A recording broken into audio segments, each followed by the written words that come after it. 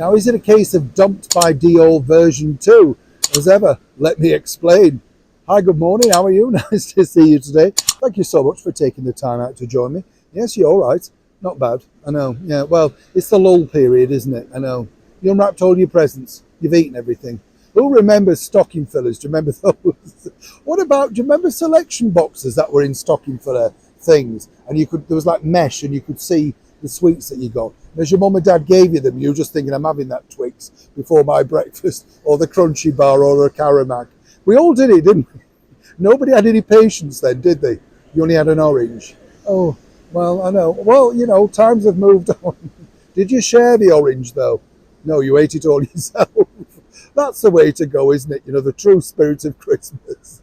Back as ever to your breaking roll story of the day. We told you a couple of days ago how, you know, it's very difficult really for Harry and Meghan and their team, of course, the William Morris Endeavour agency, because as we saw earlier this year, Prince Harry really did just use his title and his privilege to make sure that he promoted a brand at really an area that he should not have done, and that was the coronation of his father, King Charles, on May the 6th. I mean, I did find it crass the way he deliberately flicked back the shirt so you could see the Dior B. You know, you kind of think, really? You need to do these things? You're that desperate for a free suit? But of course, he got a bit of a backlash, didn't he? Because even though Dior posted on their Twitter account that Prince Harry was indeed dressed by them, I don't know about you, but he should have got an iron out or a steamer. Looked a right mess, didn't it? You know, but that's the gig. And that's, of course, exactly how he wanted to be presented on such a prestigious day. And then, of course, later in the year, we found out that Meghan Markle allegedly was very keen to become the new face of Dior. You know, she fancied that job.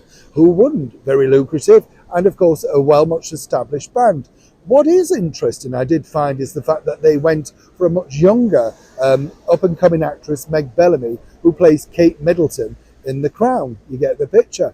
But what's interesting now is this. As you can imagine, Meghan, who recently popped up on that clever coffee commercial, was trying to show a fun, vibrant side, as we told you. And what's interesting here is that while she tried to push ahead with that sort of goofy persona, the one that we even saw at the very start when she was doing her engagement chat with the BBC, but it didn't necessarily work, did it?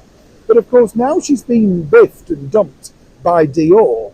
The team are trying to spin it back, that Meghan, in fact, has been inundated with all sorts of offers, seemingly that she wouldn't have time to undertake one solo prestigious offer, even though it could be worth millions of pounds. You get the picture.